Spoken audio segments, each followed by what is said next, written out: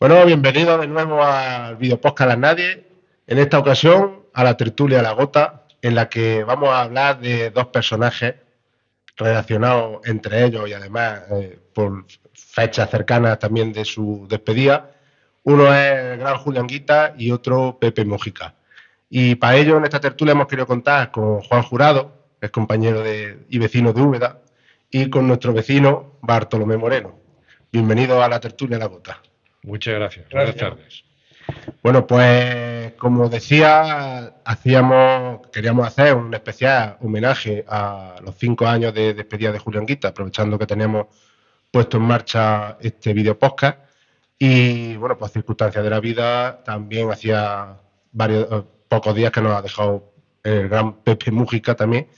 Y hemos querido dedicar este programa a los dos. De hecho, el programa lo llamamos de Anguita a Mújica, porque han sido dos personas que, más allá de su vida, como ellos la hayan planteado personalmente, que ahí en ese apartado no nos vamos a meter, sino que vamos a hablar de cómo ellos han desarrollado, han entendido la política, cada uno en sus circunstancias personales, en cada país, uno en España y otro en Uruguay, pero sí ese ejemplo que ellos han podido transmitir a las generaciones nuevas, que mucha gente joven, incluso que no son de izquierda, pues los ponen eso en valor, como ellos la política la han llevado a tal punto que la han transformado en su vida personal, digamos, con la imagen de personas humildes, de personas coherentes con el discurso, es decir, mi discurso y mi ejemplo como persona van ligados.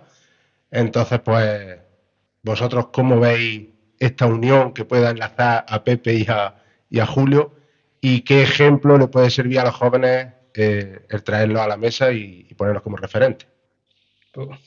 El que quiera. Bueno, yo creo que lo que une a estas dos figuras, a estos dos seres políticos históricos, es la honradez, la naturalidad. Han hecho de su ideología, bueno, han creído en lo que han dicho y han vivido, pues, también lo que han predicado, de alguna forma.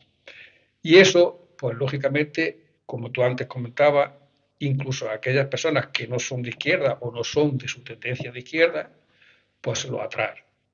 Y hace que esa ejemplaridad quede, pues, como una losa inamovible que a la gente le convence, ¿no? Y eso en los dos es también ideológicamente creo que hay una coincidencia bastante grande, ¿no? Con sus diferencias, Sí, ahora podemos entrar a analizar aspectos políticos que sí, los dos porque no hay compartían. duda, uno está aquí en España y otro está en Claro. Sudamérica. Son distintos ambientes sociales o distintas realidades Sí, sí, sociales sí. y por tanto la política se aplica de forma distinta. Y por eso digo que eso es lo que le une, ¿no? La honestidad, la honradez. Como ejemplo. Sí, sí. Juan. En esa misma línea que hablaba Bartolomé, pues hay que decir que son dos personas transversales, es decir, que superan, esas personas como seres humanos, superan, digamos que lo que sería el mundo de la política o el mundo no. Es que ellos, su actuación va desde una ética personal.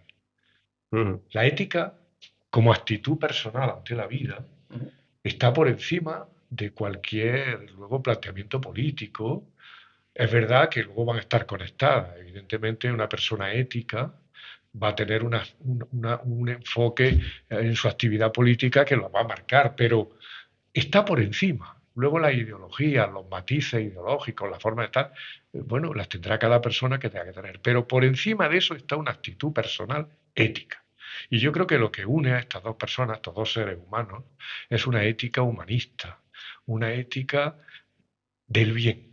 Es decir, ahora que vivimos precisamente una situación distópica donde se quiere degradar a lo bueno, dice que se habla del buenismo en un sentido peyorativo, es decir, la nueva ola neoliberal, fascista que vivimos, pues lo que intenta precisamente es degradar habla de buenismo con un sentido degradante. No, yo creo que hay que recuperar hay que recuperar la utopía en la que estas dos personas vivieron. Vivimos en una sociedad de distopías y hay que recuperar la utopía, para empezar por ahí. Porque sin utopía, como decía Galeano, no tenemos norte. Claro, La utopía no es un punto de llegada. La utopía es la luz que nos marca el camino, ¿verdad? Y entonces yo creo que hay que recuperar la utopía que estas dos personas vivieron, con su vida, con su palabra y con sus hechos. Y desde esa utopía hay que recuperar aquel concepto de bondad desde el que hablaba Machado, cuando decía que el ser humano, en el fondo, la gran lucha interna del ser humano es la lucha entre el bien y el mal, el ser bueno o el ser malo. Y estas personas son un claro ejemplo, un referente que supera, por eso supera y son tan transversales, porque son un referente de bondad. Y la bondad se traduce, como tú bien has dicho, en coherencia, claro, ¿verdad? Se traduce en una actitud vital de pensar siempre en el bien común, en el buscar la paz, en el sentido más amplio de la palabra, ¿verdad? Y entonces yo creo que en eso es lo que lo une, ¿eh? Por aparte de sus diferencias geográficas, de contextos, de tal. Pero eso yo creo que ahora es irrelevante. claro, claro. Sí, sí. Yo entiendo también lo que decís, la separación que puede haber en cómo han desarrollado ellos políticamente su vida también, de donde partía Pepe Mújica y donde partía también Julián Quita, pues porque las realidades de Uruguay y de España, cuando ellos iniciaron, eran diferentes. Pero esa base a la que yo quería relacionar a los dos, que era el ejemplo de lo que se decía y de lo que se hacía personalmente, ha servido muchísimo también a eso, a las generaciones nuevas, que cuando por suerte tenemos hoy las redes sociales, tenemos las nuevas tecnologías que nos permiten ver los discursos de uno, los discursos de otro, los ejemplos con los que han practicado luego su trayectoria, y eso hace que haya gente de todas las tendencias que los valore y que diga, oye, pues yo no estaré de acuerdo con el planteamiento a lo mejor que hacen, pero sí estoy de acuerdo con que han sido políticos honestos que lo que decían lo desarrollaban. Y más que Pepe políticos, Mújica, personas. Sí, claro, Pepe Mújica, Personas. sí, sí, sí. hay también otro, a mí me llama la atención, bueno, otra atención, que es ni más ni menos que la evolución personal y la evolución ideológica, pues va pasando desde, por ejemplo, en Mújica, el hombre que desde la juventud, pues seguramente un hombre muy de izquierda, muy extremista, incluso participa y está dentro del ejército armado, ¿no? Sí, sí. Y hay una lucha practicó la violencia en sí porque practicó la guerrilla en todos los sentidos, pero va evolucionando, personalmente va evolucionando hacia lo práctico, hacia ese sistema ya no es posible para traer el bienestar a la gran mayoría. Entonces, crea o cree que la forma de es la convención personal, es la educación, es la preparación, es el convencimiento personal de que lo que hay que hacer es esto, ¿no? Y esa evolución es muy parecida también en Anguita. En Anguita también, en su momento, bueno, de donde viene, sus orígenes, pues son religiosos, ¿no? Pues seguramente su familia es de derecha. Y incluso él también, en algún momento de su juventud, pues tiene la tentación de entrar en ese religioso, ¿no? Sí, sí, sí, sí.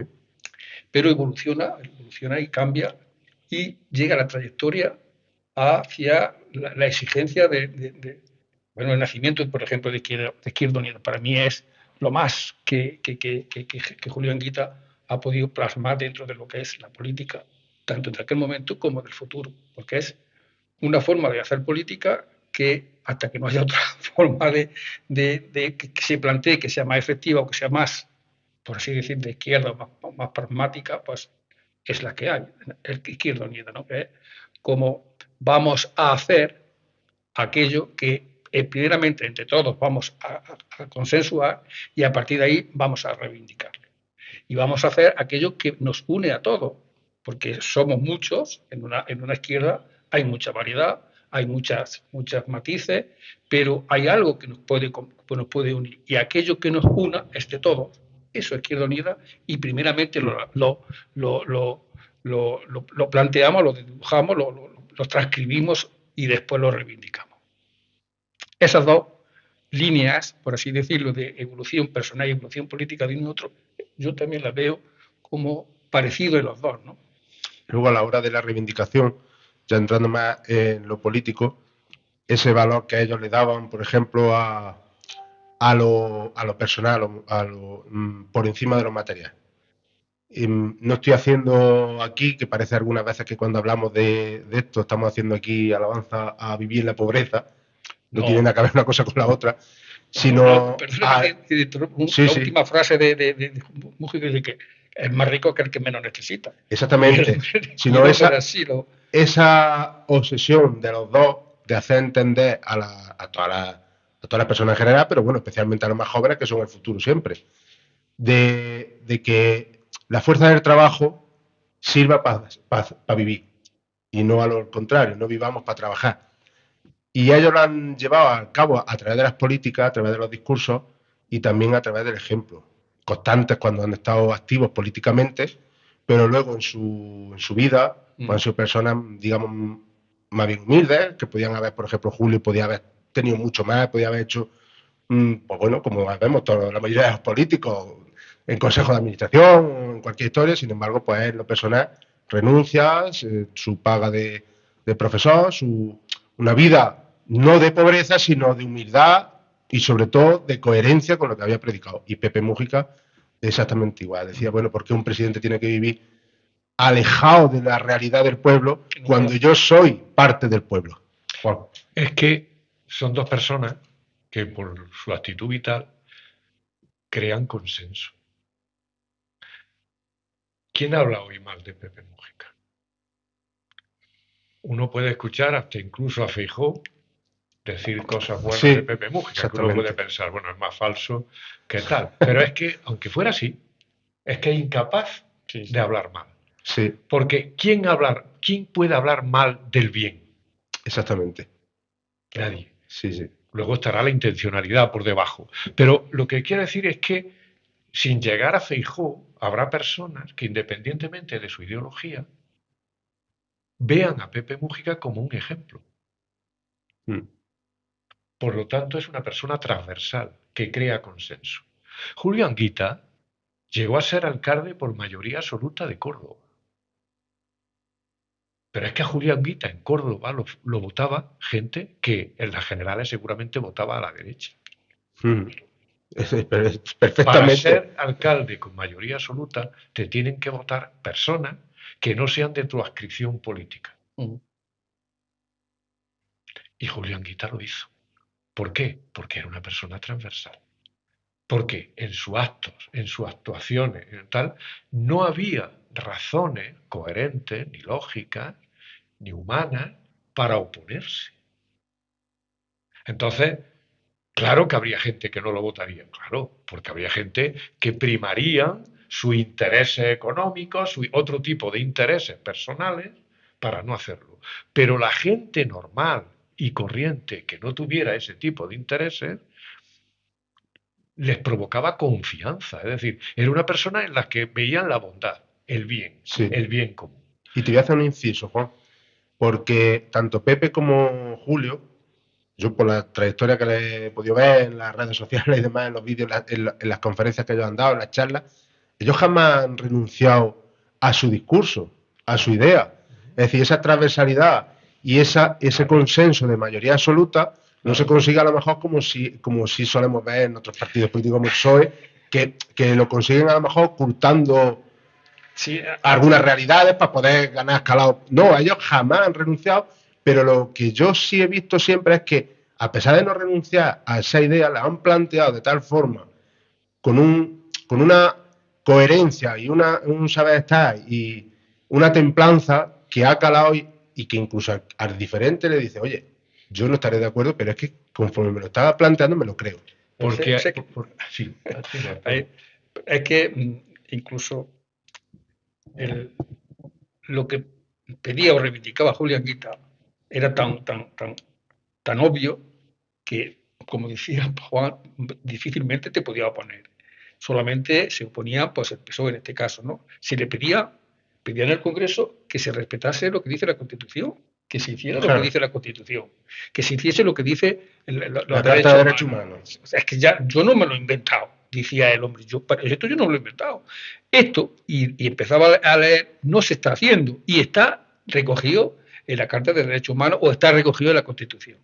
Por tanto, ¿quién se va a oponer a eso? No se puede. Claro, era una forma inteligente claro, de jugar sus cartas. Claro, sí, inteligente, pero además pragmático en el sentido de que su discurso era, como siempre decía él, para hacer el bien común, para ir a que mejorase por la calidad de vida de la gente, ¿no?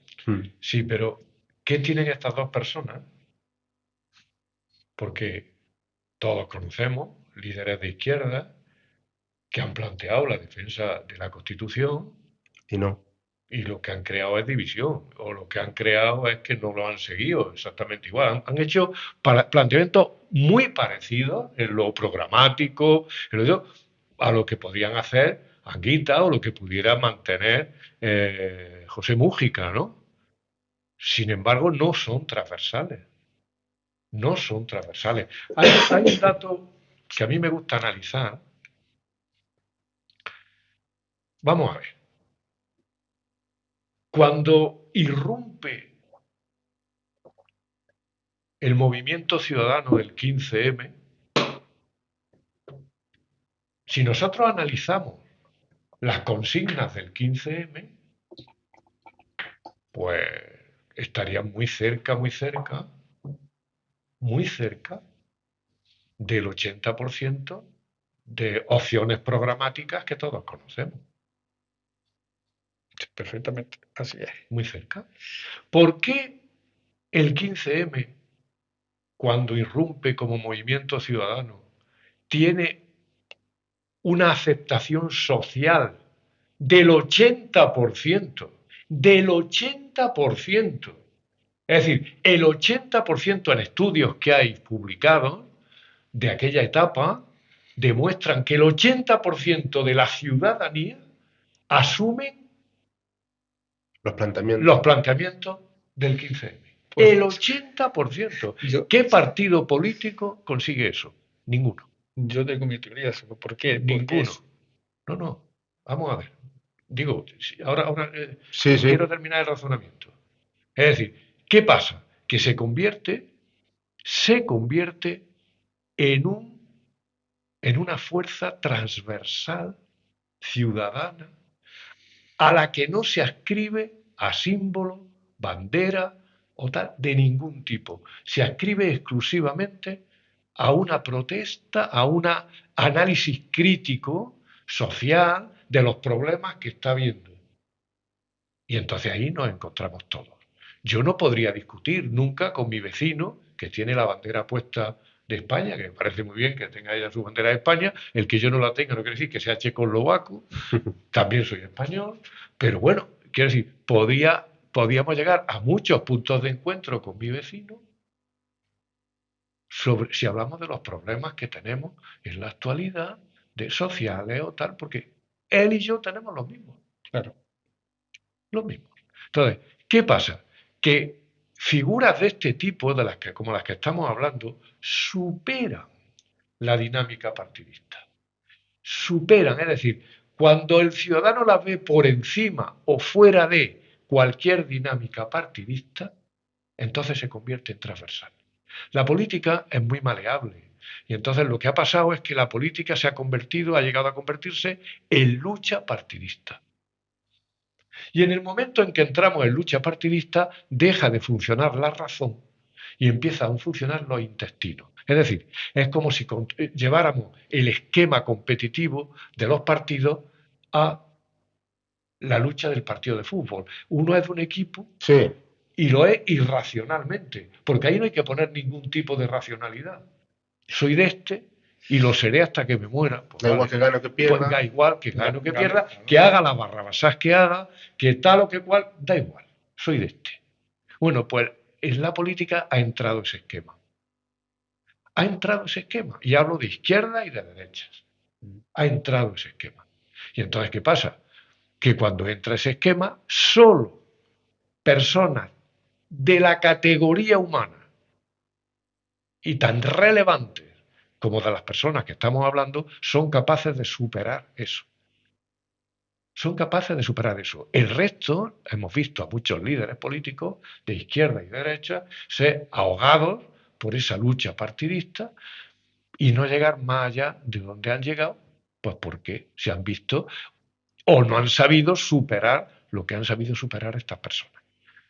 Julio Anguita en Córdoba, cuando fue tal, José Mújica en Uruguay, en América, que venía precisamente de ser un guerrillero, ¿verdad? De luchar contra un Estado fascista, de luchar, y llegar a un momento en que crea un consenso tal en la población que hoy Uruguay, yo creo que serán muy pocas personas las que en Uruguay no homenajean su memoria, su palabra, sus recuerdos, ¿no?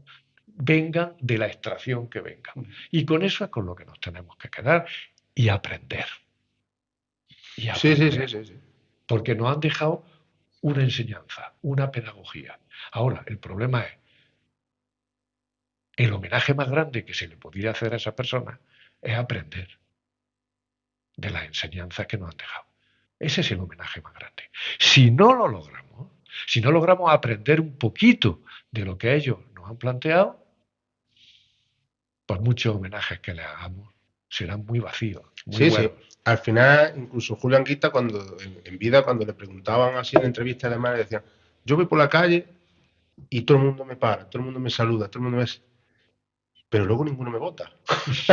Eso decía Julio Anguita a modo de broma, pero era una realidad. Pero yo creo, ese consenso y esa superación de la política, de los partidos, no de la política, de los partidos, que generaba Anguita, que sin embargo luego la gente a la hora de votar no utilizaba la sesera, utilizaba otra cosa más irracional como en plan... Pero fíjate que en la política cercana, la política más difícil es la política municipal. ¿Por qué? Porque es la que el ciudadano... Te tienes que encontrar al vecino. Tus decisiones van a estar, al día siguiente la sufre o no el ciudadano. Y te tiene ahí, y está en la calle, está a 5 metros de ti, a 10 metros, a 100 metros. No hay cámaras de por medio ni tal. No, está ahí, tú estás ahí y el ciudadano está a tu lado. En ese esquema, Anguita es transversal. Sí, hasta incluso la extrema derecha ha llegado a querer apropiarse de algunos discursos, de algunas cosas que ha hecho, que ha dicho o ha planteado estos últimos años Julio Anguita, por ejemplo, con el tema de la Unión Europea. Ha habido discursos de Julio Anguita que han sido contrarios al funcionamiento, no a la Unión Europea en sí, sino al funcionamiento o al planteamiento que se generaba de la composición de la Unión Europea. Su sombra ha trascendido porque Izquierda Unida ha mantenido muchos años la alcaldía de Córdoba con la sombra de Julio Anguita. Ya no estaba Julio Anguita, pero su sombra estaba. Sí, yo también me pregunto, sobre todo cuando todos los debates desde el 86, con el nacimiento de Izquierda Unida, y que creó muchísima ilusión. A mí me ilusionó en aquel momento grandemente, y no solamente a mí, sino a muchísima gente que estábamos y participábamos, íbamos a reuniones, íbamos a la construcción de Izquierda Unida, que era una entelequia al principio, una idea que plantea, pero se fue construyendo poco a poco a base de muchísimas reuniones, de muchísimos debates, de muchísimos palabras. Y yo decía, analizaba si en política de izquierda, si esto es lo más, que podemos pedir más, que es, no hay nada, nos sentamos, no hay nada escrito de principio, nos sentamos sobre una mesa, 5, 10, 15, los que sean, charlamos, hablamos, proponemos y demás, y al final acordamos. Y eso es lo que vamos a llevar a cabo. Más que eso, más de izquierda, más libre no podía ser, ¿no? ¿Por qué eso no triunfaba, no? ¿Por qué Julio Anguita decía, sí, me alabáis y demás, pero luego no me votáis? Tenía el mantra del PC, que los tenía detrás. El PC. Claro, en el momento en que el partido empieza lo que tú comentabas antes del 15M. Claro. El 15M no tiene ningún mantra detrás, ni PC, ni PSOE, ni izquierda, ni nadie. Es que el 15M... Y es una cosa espontánea. Efectivamente. El 15M, yo me acuerdo... Yo asistí a la primera manifestación en Sevilla del 15M, a la primera de todas. Y me acuerdo que una de las cuestiones que me sorprendió agradablemente, no a todo el mundo, pero sí a mí me sorprendió agradablemente, es que había un grupo de chavales cuando te ibas incorporando a la Plaza de España, a la manifestación, había un grupo de chavales que iba, la gente que llevaba bandera o tal, un signo, le decían, no, aquí no hay bandera, ni hay signo. Aquí somos Aquí personas. hay lemas, pero Sí, no banderas. sí. Muchos se cabreaban, es que yo no tengo por qué renunciar. No, si usted no renuncia a nada. Usted viene aquí a mostrar su disconformidad y a su apoyo a estos lemas, pero no desde ningún partido, como ciudadano. Y entonces evitaron desde el primer momento que pudieron que Que no eso se hubiera, politizase. que no hubiera Una ningún influencia de partido. lema de partido. De hecho, cuando algún líder de partido quiso en aquel momento meterse en algún tal, Sí, le ocurrió. A Cayolara le ocurrió. Era inmediatamente lo largaron. Y tuviera Inmediatamente. que Cayolara era una persona Porque eso era matarlo, el movimiento. Porque era asociarlo. Claro. Mira, es que ocurre en los sitios grandes y en los sitios pequeños. Mira, perdonad si me estoy extendiendo. No, mucho, estamos en una tertulia. Mira, vamos a ver. En el mes de mayo del año pasado, un grupo de personas se le ocurre decir que hay que crear plataformas en distintas ciudades de Andalucía de encierro para protestar contra el genocidio palestino. Me llaman un grupo de personas que lo habían iniciado en Loja, en Granada, y me dicen que si yo puedo empezar también por aquí, por esta zona, a incentivar una plataforma. Sí, yo estaba deseando porque ya no veía las noticias, porque cuando te das cuenta de que lo único que recibes es dolor, pero ¿qué puedo hacerte? La impotencia más el dolor es que es tremendo. Entonces dije, pues mira, una salida al dolor, ¿no? Una salida a la impotencia. Vamos a hacer algo, por Dios. Nos planteamos inmediatamente, me pongo en contacto con un grupo de personas y nos planteamos crear una plataforma por el encierro, para encerrarnos y a partir de ahí hacer cosas. Las 4, 5, 6, 7 personas que nos juntamos, la primera idea que fue, no hay partidos. En el momento que haya síntoma de partido, matamos la plataforma. Por lo tanto, matamos el objetivo. ¿Cuáles son los perjudicados? Los palestinos. Sí. Y efectivamente, sí. No hubo ningún tipo de llamamiento partidista, no aceptamos apoyos de partidos, no aceptamos apoyos de ningún tipo de nada, sino que fue un movimiento ciudadano. Personas acudiendo al encierro. Al que acudieron un montón de personas al encierro. El encierro fue todo un éxito para lo que estamos acostumbrados en Úbeda. Todo un éxito. Pero allí veía a personas de todo tipo. No había llamamiento partidista. Bueno, pues es que esto tendríamos que valorarlo. Los ciudadanos, pero también las personas que honestamente también, hay personas, muchas, que honestamente trabajan dentro de los partidos. ¿Qué pasa? Bueno, ese desgaste que la gente tiene ya con respecto a los partidos políticos que se han venido sembrando en los últimos años y que a mucha gente también le interesa, que hay muchos intereses también detrás de que los partidos políticos tengan esa mala cara de cara a los ciudadanos, que hay determinados intereses que les gustaría otra cosa, claro, que no fuera, yo creo que no fuera yo poder creo que se elegir. retroalimentan, ¿no? Claro, es entonces, decir, que por un lado está el que aprovecha para echar más leña en el fuego, y luego hay algunas prácticas desde los partidos que han alimentado, tóxicas, claro. que han alimentado esa visión al ciudadano este tiene intereses espurios, este tiene intereses de partido, este trabaja para el partido, este es exactamente, porque a lo mejor hay ese tipo de iniciativas pueden surgir perfectamente desde un partido político que tienen todas las buenas intenciones y que puede ser perfectamente aceptable para cualquier persona, independientemente de lo que vote, y sin embargo, como lo ha hecho fulanico de tal, que está en tal partido, pues yo allí ya no voy. Efectivamente. Entonces, ese mantra también lo tenemos asociado y así. Además desde la izquierda, y sobre todo la izquierda del PC, lo ha tenido siempre, y lo ha tenido siempre, y yo siempre he analizado por qué.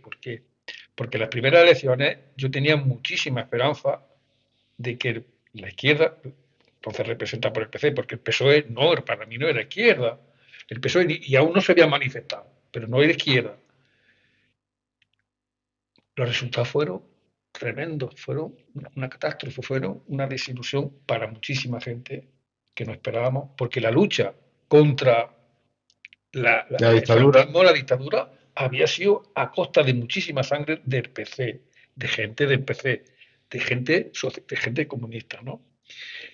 Y eso se transforma. ¿Y por qué? ¿Por qué? Porque después, creo yo que di con la solución.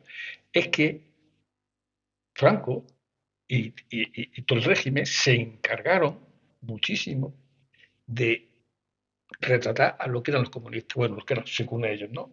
Los comunistas tienen rabo, los comunistas son un asesino, los comunistas son... Claro, pero Y bueno, eso en la sociedad había calado. Claro, había claro. calado. Y cuando llega el momento de que pueden votar, dicen así.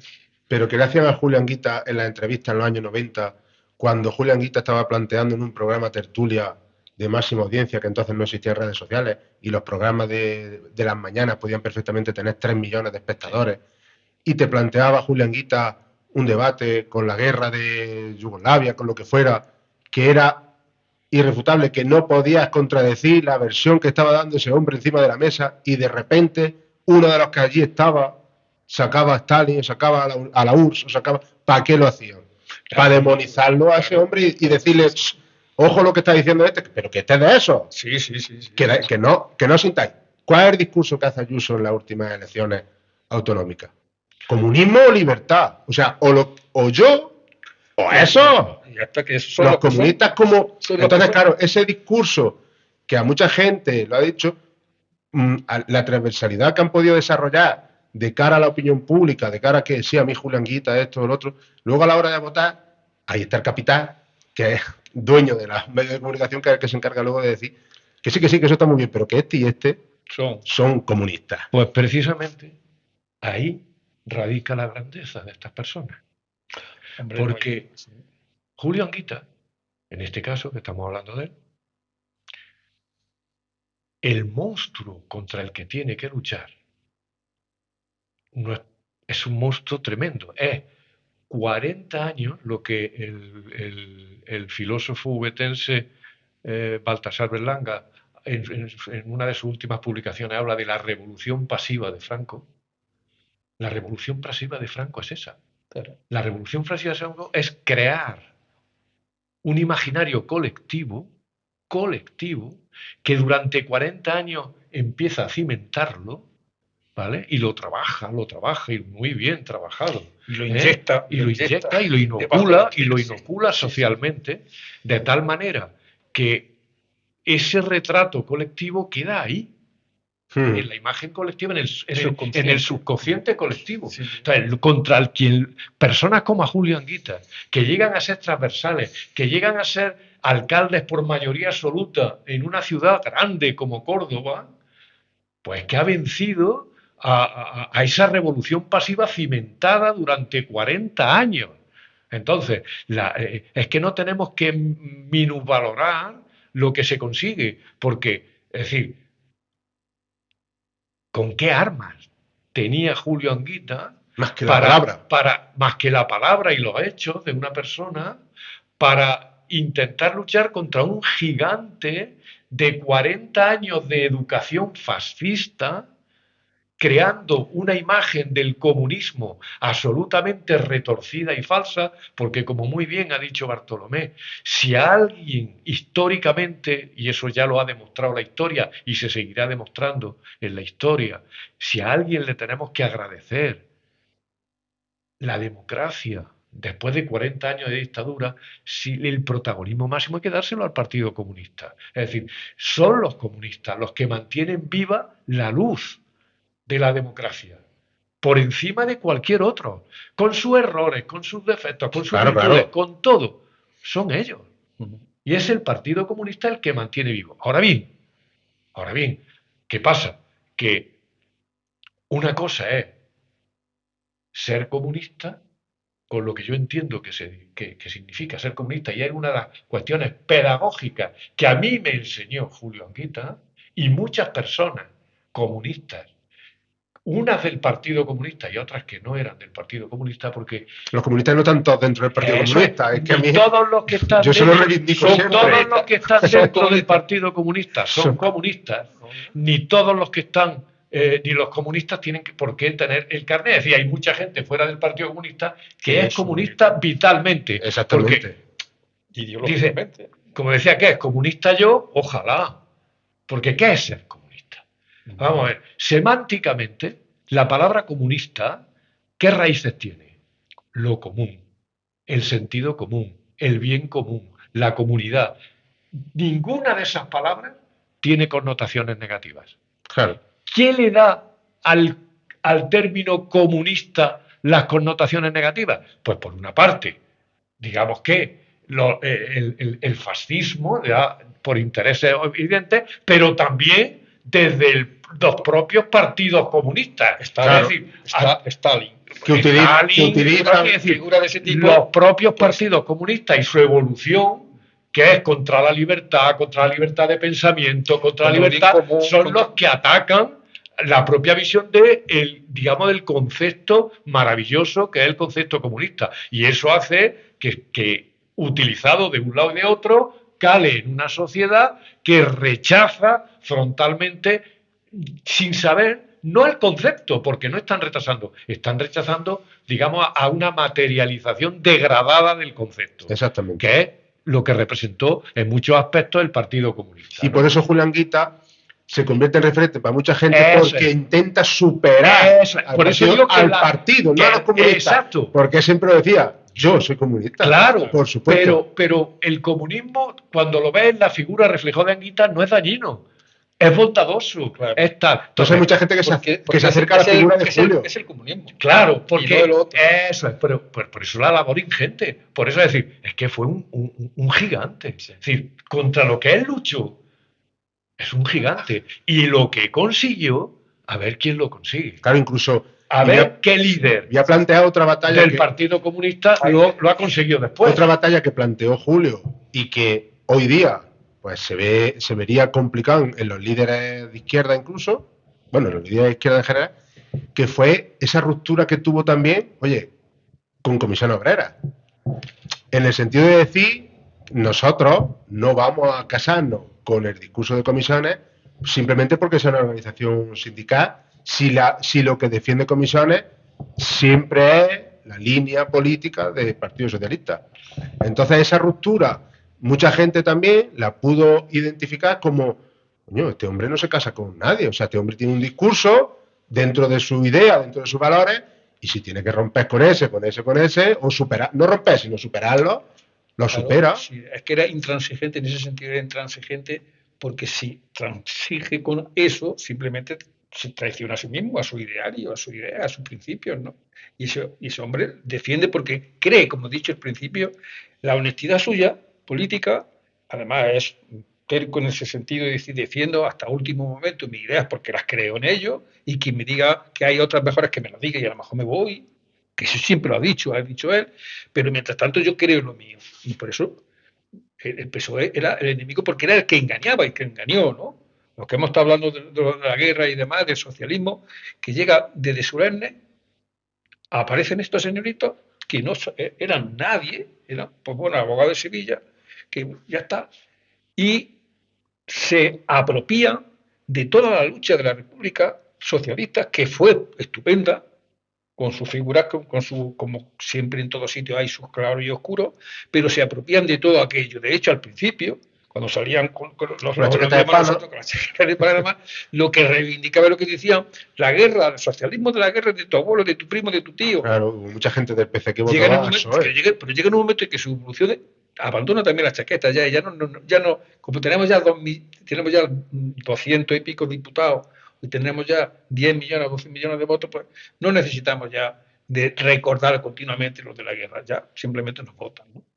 Sí. Y por eso este hombre nunca participó en que el PSOE, que se decía de izquierda y demás, Partido Socialista, que siempre decía él que le sobraron los obreros. No, porque engañaba a sí mismo, engañaba a los trabajadores. La última iniciativa de Julio Anguita, ¿cuál fue? El colectivo Prometeo. Crear un frente cívico. El frente cívico. Crear un frente cívico.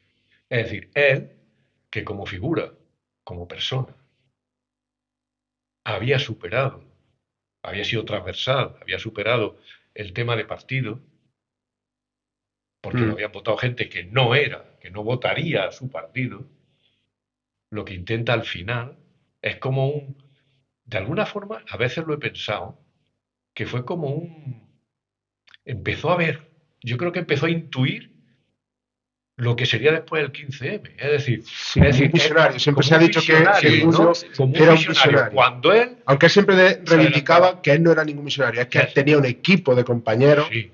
que era. Pero fíjate que él tiene una tendencia, hay que superar. Él de alguna forma cuando crea el Frente Cívico dice, hay que superar las rémoras que nos supone el partido.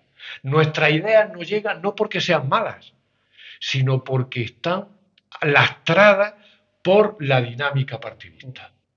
Y entonces hay que superarla. Y entonces empieza a crear el Frente Cívico, que fue el final de su vida, ya no le dio para más, ¿no? No le dio para más. Pero nos dejó esa trayectoria, ¿no?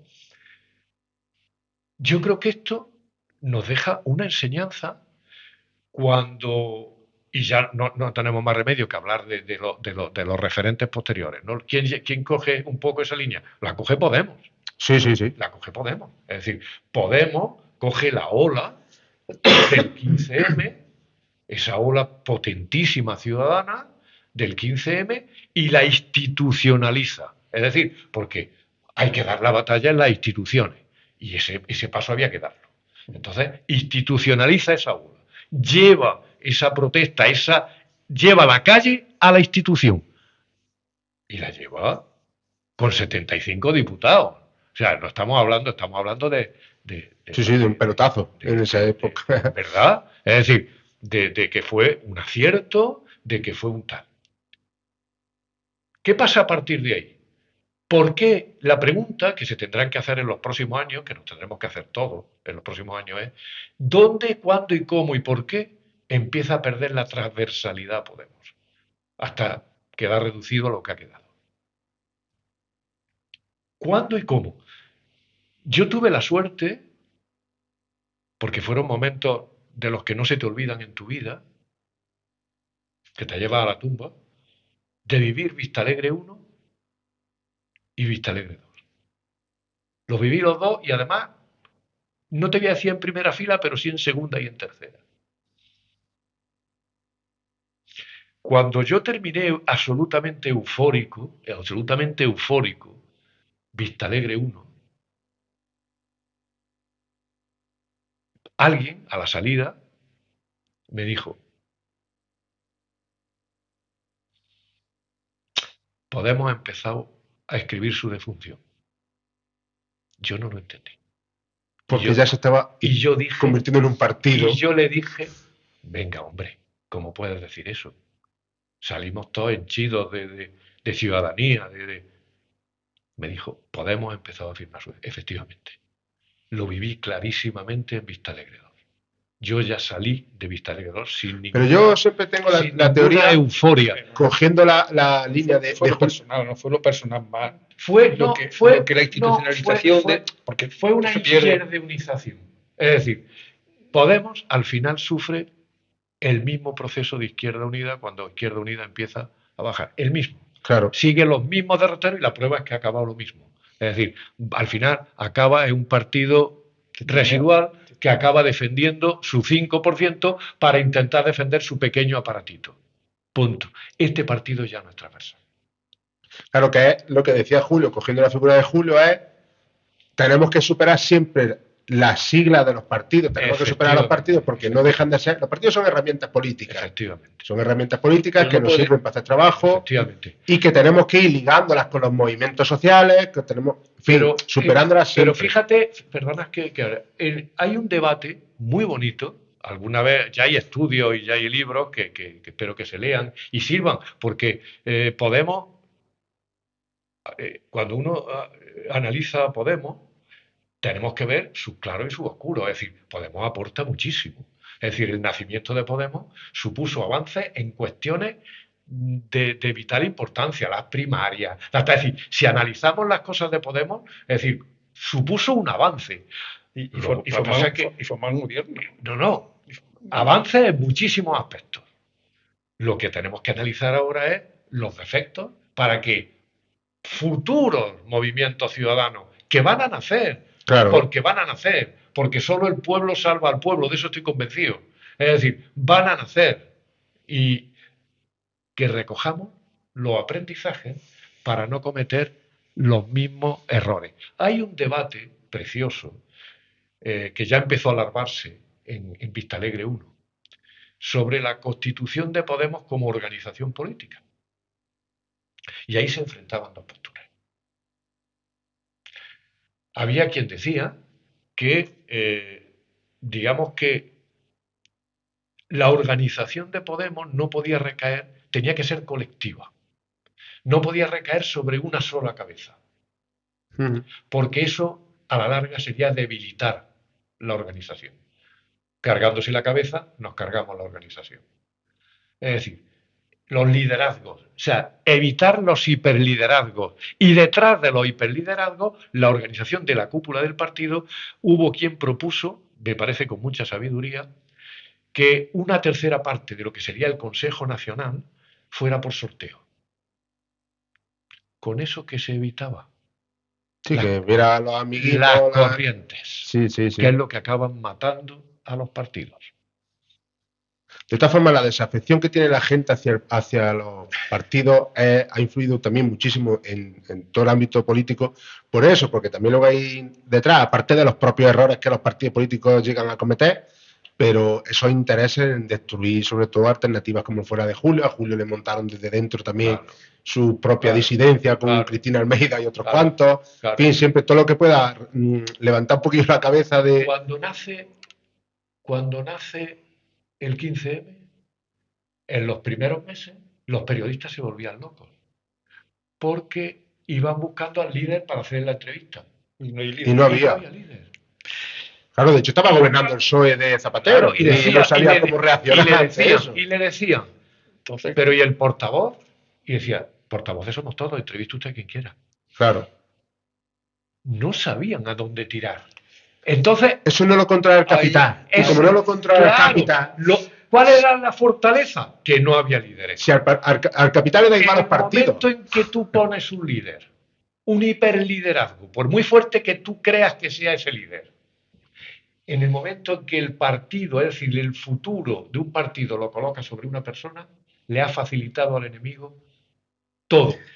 ¿Por qué? Porque bastará con cargárselo a él y se lo van a cargar con mentiras, con bulos, como quieran, pero se lo van a cargar. Tienen instrumentos para hacerlo. Hay una anécdota. Se acaba el tema. Y eso hay que aprenderlo. Antes de que se termine, porque ya tenemos casi final. Sí. Quiero, y viene al hilo de lo que estamos hablando, ¿no? Y sobre todo de lo que, como decía algunas veces, lo que se adelantaba Julio Anguita, ¿no? O su pensamiento, pues, no es que se adelantara, lo exponía y simplemente, pues decía cosas que tú luego reflexionabas y decías, sí. Y fue en un meeting en la fiesta del PC en Madrid, pues solíamos ahí, fue en el 89. Íbamos en la furgoneta, nos metíamos con los críos, a esas vivencias de aquellos momentos. Con las corchonetas, iban los chiquillos durmiendo y vimos todo. Íbamos al meeting. Íbamos al meeting, está allí 2 o 3 días en la casa campo. Y el meeting aquel de Julio Anguita del 89, pues el hombre, pues su discurso y demás, y recuerdo siempre una frase que yo me impactó o me hizo reflexionar y siempre lo tengo presente, ¿no? Y al final decía, nunca hagáis caso a los líderes, no me hagáis caso a mí, haceros caso a vosotros mismos. Ni líderes ni tribunos, ¿no? Claro. Entonces decía, eso es para evitar ese liderazgo y ese decir yo sigo a, no sigas, síguete a ti. Tú eres el principal. Claro, de hecho, Julio tu pensamiento es el que sirve y el que no te va a traicionar nunca. Y eso siempre se me quedó, y es verdad. Contra un líder se puede luchar, contra una idea es más difícil. Claro, luego otra cosa de las que tenía Julio era la claridad con la que hablaba. No era ambiguo en el sentido de decir algo que queda aquí en el aire, que puedan caber muchas cosas y no sabemos cuáles son esas cosas. Honestidad. Él llegaba incluso, él mismo lo decía, a mí me dicen mis compañeros, pero ¿cómo les puede echar la bronca al público? Es que yo no me subí aquí a pedirles el voto, yo venía aquí a que ellos cambien su idea para cambiar la sociedad. Sí. Si quieren reivindicar trabajo, yo no venía aquí a darles trabajo, yo venía aquí a hacerles a ellos entender cuáles son las herramientas para poder conseguir ese trabajo. Entonces, esa filosofía que él tenía de que él no era un líder político porque era, y será toda la vida recordado como, para mí, el mayor referente político de la izquierda de este país. Sin embargo, a él no se vendía como ese líder, sino que se vendía como un profesor que te iba guiando los conocimientos para que tú ejercieras después tu trabajo como ciudadano. Yo quiero recordar sus palabras y con esto... Sí, y bueno, y al hilo también con Pepe, pues ha sido también en esa terminación, desde que cogió la presidencia, otro ejemplo de cómo desde la más alta institución de un Estado se puede hacer ejemplo de lo que uno predica. Sí, sí. En política, que por ejemplo, me viene a la cabeza la de llegar a legalizar el consumo de sustancias, diciendo, es que si eso es un negocio para los traficantes, eso no va a ser un negocio ya para los traficantes, eso lo va a gestionar el propio Estado, porque al final eso está ahí y ese beneficio que se van a llevar a eso va a repercutir después en todo. Entonces, esos son planteamientos que uno lo ve desde fuera y dice, esto no es una cosa que nos vendan en un marco preparado, sino que este tío está diciendo una cosa coherente y la está llevando a la práctica. Es que el verdadero liderazgo, y con esto conectamos ya con lo que empezamos, sí, tiene que ser moral. El líder moral, ético, más que político. Por eso, José Mújica no necesita la presidencia del gobierno para ser líder. Claro. Desde su chacra, una huertecita, un huertecito pequeño, humilde, y su coche de hace 30 años y ha seguido siendo líder moral, ético, y en Quita desde sus clases, desde el pequeño púlpito que él tenía, que era profesor, ha seguido siendo líder y seguirá siendo líder. Su palabra, su idea, su pensamiento, porque son líderes morales. Yo quiero recordar una conferencia magnífica que dio en el Hospital de Santiago de Úbeda, cuyo tema era la Tercera República, a la que yo asistí, y nos dio una lección a todos y a todas las personas que estuvimos allí, cuando nos dijo, la república que yo defiendo no tiene bandera. La república que yo defiendo no es una forma de Estado, aunque la tenga. La república que yo defiendo es una actitud ante la vida que requiere igualdad, justicia. Entonces, sacó una serie de valores que son los valores republicanos. Esta es la república. Esta república no la guarda una bandera, porque dijo, republicanos hay de izquierda y de derechas. Claro, y lo hubo. Claro. Y en su momento la Segunda República. Como una forma de Estado, es una forma de Estado, claro. Pero podremos tener una república de derechas a la que yo no defenderé. Yo defiendo una república porque la república para mí son valores, actitudes ante la vida. Y esa es la lección que nos quiso dar. Muy por encima de banderas, de símbolos, de tal. Había que superar eso. Y ahí estaba su transversalidad. Su discurso también era transversal. Sí. Y Pepe totalmente igual, con su imagen de vida y de desarrollo. Por las últimas palabras tú también, Bartolo, y vamos concluyendo. Sí.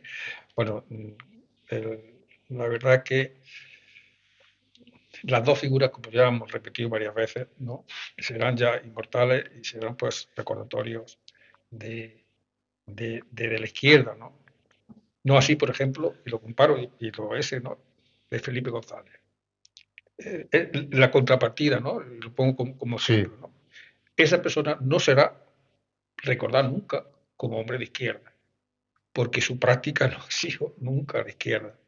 En cambio, la actitud de Julio Anguita ha sido eso, ha sido el ser siempre seguidor de sí mismo, de que su idea no las traicionaría nunca ni las traicionó. Y siempre se mantendrá en el imaginario de la sociedad. Bueno, pues muchísimas gracias por participar en la tertulia. Daría para muchísimo más, porque tanto Pepe como Julio, si entrásemos ya más en lo profundo político, en analizar muchísimos más aspectos internacionales, en fin, pues daría para muchísimas más y que no quita que no las podamos desarrollar. Claro.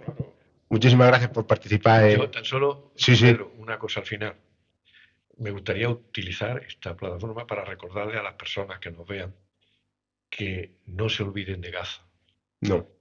que cada día cuando se levanten recuerden que se está convirtiendo un genocidio, que no seamos partícipes de ese genocidio, que desde nuestra humildad, desde nuestra actitud y de donde el espacio en que nos movamos, neguemos al genocidio, luchemos contra el genocidio, y una de las formas de lucha es no olvidar lo que se está poniendo y no lo normalicemos.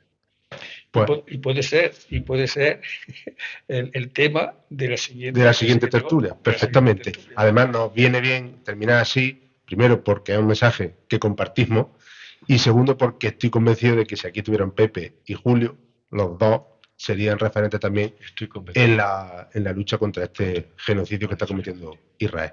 Pues muchísimas gracias. Muchísimas gracias a quienes seguís al video podcast. Espero que disfrutéis esta tertulia y que también tenéis la oportunidad de ofrecernos a nosotros algún tipo de debate que queráis que traigamos a la mesa. Muchas gracias y nos vemos en el siguiente.